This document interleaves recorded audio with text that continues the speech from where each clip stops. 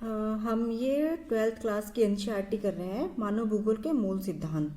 और इसमें हम 4 अध्याय देख चुके थे। ये हमारा 5वां अध्याय था, आर्थिक क्रियाएं। अब हमने आर्थिक क्रियाएं में क्या देखा था कि आर्थिक क्रियाएं क्या हैं, कि मानव के वो कार्यकलाप जिनसे आय प्राप्त होती है क्या कहलाता है, आर्थिक क्रियाएं कहा जाता है। और आर्थिक क्रियाओं को हमने 4 भागों में बांटा था, प्राथमिक क्रिया, द्वितीयक क्रिया, तृतीयक और चतुर्थ क्रिया। अब प्राथमिक क्रिया क्या थी कि प्राथमिक क्रियाएं प्रत्यक्ष रूप से पर्यावरण पर निर्भर है, क्योंकि ये पृथ्वी के संसाधनों जैसे भूमि, जल, वनस्पति, भवन, निर्माण सामग्री एवं खनिजों के उपयोग के विषय में हमें बतलाती है। ठीक है, इसके अंतर्गत आखेट, भोजन संग्रह, पशुचारण, मछली पकड़ना, वनों से लकड़ी काटना, कृषि एवं खनन कार्य सम्मिलित क्या किए जाते हैं। फिर उसके बाद हमने एक एक के बारे में पढ़ा था कि आखेटक एवं भोजन क्या है। तो मानव सभ्यता, इसमें हमने देखा कि जब मनुष्य ने अपने आरंभिक युग में यानी कि आदिकालीन जीवन में अपने जीवन निर्वाह के लिए जब वो वातावरण पर निर्भर रहा था, तो उसके द्वारा 2 कार्य किए गए थे। एक तो पशुओं का आखेट यानी कि पशुओं का शिकार, और अपने समीप जंगलों से खाने योग्य जो भी उन्हें फल फ्रूट्स मिलते थे वो। ठीक है, आगे समझ में। तो ये हमने देखा था आखेटक एवं भोजन संग्रह में। अब वो भोजन संग्रह भी किस तरीके से करते थे कि उनके पास अलग अलग तरह के हथियार होते थे। ठीक है, जिसे भाला या पत्थरों के नुकीले औजार, उन सब का वो प्रयोग करते थे। तो ये हमने किस में देखा था, प्राथमिक क्रिया के अंतर्गत। अब इसमें हमने पशुचरण भी देखा था। ठीक है, जैसे चलवासी पशुचरण क्या था कि चलवासी पशुचरण की प्राचीन जीवन निर्वाह में जो लोगों का व्यवसाय रहा है, उसमें लोग क्या करते थे कि जैसे पहाड़ी क्षेत्र है, पहाड़ी क्षेत्र पर जब बर्फबारी शुरू होती थी तो वो लोग अपनी भेड़ों को या अपने पशुओं को चराने के लिए मैदानी क्षेत्रों में ले आते थे, और जब वहां का टेम्परेचर सही होता था तो फिर से वहीं पर ले जाते थे। तो इस तरीके से चलवासी पशुचरण की वो श्रेणी में आता था। जैसे कि हिमालय पर्वतीय क्षेत्र पर बहुत सारी भूटिया, गद्दी, बकरवाल है ना, ये लोग क्या काम करते हैं, ये समूह में और ग्रीष्म काल में मैदानी क्षेत्रों से पर्वतीय क्षेत्रों में चले जाते हैं, शीतकाल में पर्वतीय क्षेत्रों से मैदानी क्षेत्रों में चले जाते हैं। ठीक है, उसके बाद हमने वाणिज्य पशु धन पालन पढ़ा था। वाणिज्य में जैसे कि गायें, बैल, भैंस, इन सब की खेती की जाती है, यानी कि प्रोडक्शन के लिए भी। जैसे भैंस जब घर पे पाली जाती है तो उसका दूध हम डेयरी पर भी दे सकते हैं। ठीक है, तो ये हमारे यानी कि किस में आ रही है, वाणिज्य पशुधन पालन में आ रहे हैं। ठीक है, निर्वाह कृषि में हमने आदिकालीन निर्वाह कृषि पढ़ा था, यानी कि आदिकालीन निर्वाह कृषि क्या थी। आदिकालीन निर्वाह कृषि अथवा इसे हम स्थानांतरणशील कृषि के नाम से भी जाने जाते हैं, जो कहाँ पर, उष्ण कटिबंधीय क्षेत्रों में, जो कहाँ पर, उष्ण कटिबंधीय क्षेत्रों में, उष्ण कटिबंधीय वाले भाग या दक्षिण पूर्वी एशिया में की जाती है।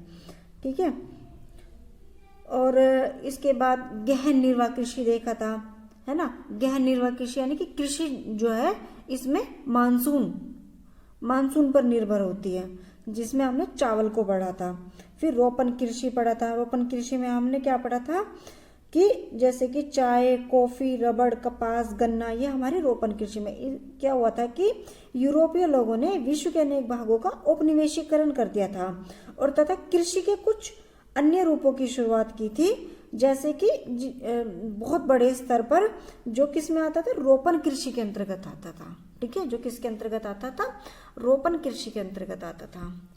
फिर ये हमने देख लिया था इस चैप्टर में।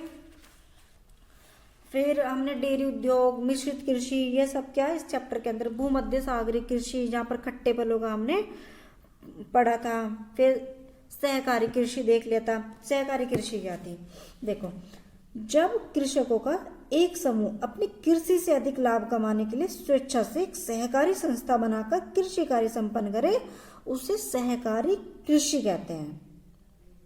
ठीक है, इसमें व्यक्तिगत फार्म शून्य रहते हैं और सरकारी रूप से कृषि की जाती है। आगे समझ रहे हैं, ये सहकारी कृषि के अंतर्गत आता है।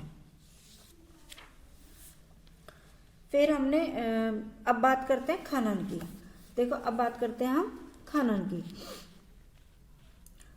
तो मानव विकास के इतिहास में खनिजों की खोज कई अवस्था देखी जा सकती है, जैसे ताम्र युग, कांस्य युग एवं लोह युग। प्राचीन काल में खनिजों का उपयोग औजार बनाने, बर्तन बनाने एवं हथियार बनाने तक ही सीमित था। इसका वास्तविक विकास औद्योगिक क्रांति के पश्चात ही संभव हुआ एवं निरंतर इसका महत्व बढ़ता जा रहा है। अब खनन कार्यों को प्रभावित करने वाले कारक कौन कौन से हैं? भौतिक कारक, दो बातें बताई गई हैं। भौतिक कारण जिनमें खनिज निक्षेपों के आकार, श्रेणी एवं उपस्थिति की अवस्था को सम्मिलित करते हैं।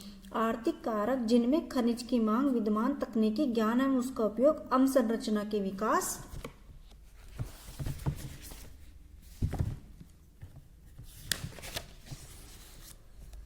के लिए उपलब्ध पूंजी एवं यातायात व श्रम पर होने वाला व्यय है। ठीक है। अब खनन की विधियां, उपस्थिति की अवस्था एवं अयस्क की प्रकृति के आधार पर खनन के दो प्रकार हैं, धरातलीय एवं भूमिगत खनन।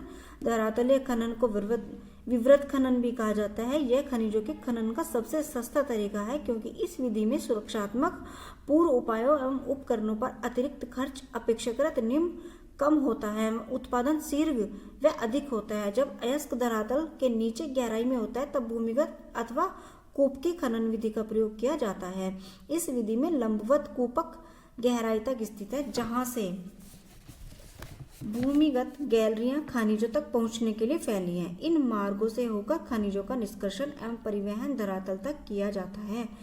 खदान में कार्य करने वाले श्रमिकों तथा निकाले जाने वाले खनिजों के सुरक्षित और प्रभावी आवागमन हेतु इसमें विशेष प्रकार की लिफ्ट या बेधक माल ढोने की गाड़ियां तथा वायु संचार प्रणाली की आवश्यकता होती है। खनन का यह तरीका जोखिम भरा है, क्योंकि जहरीली गैसें, आग एवं बाढ़ के कारण कई बार दुर्घटनाएं होने का भय रहता है। क्या आपने कभी भारत की कोयला खदानों में आग लगने एवं बाढ़ के विषय में पढ़ा है? विकसित अर्थव्यवस्था वाले देश उत्पादन की खनन, प्रसंस्करण एवं शोधन कार्यों के पीछे हट रहे हैं, क्योंकि इसमें श्रमिक लागत अधिक आने लगी है, जबकि विकासशील देश अपने विशाल श्रमिक शक्ति के बल पर अपने देशवासियों के ऊंचे रहन सहन को बनाए रखने के लिए खनन कार्य को महत्व दे रहे हैं। अफ्रीका के कई देश, दक्षिण अमेरिका के कुछ देश एवं एशिया में आय के साधनों का 50% तक खनन कार्य से प्राप्त होता है। तो ये हमारा जो था प्राइमरी सेक्टर का चैप्टर खत्म हो चुका है, और अब आ जाएगा ये हमारा द्वितीयक क्रियाएं, हम इसमें नेक्स्ट वीडियो में देखेंगे।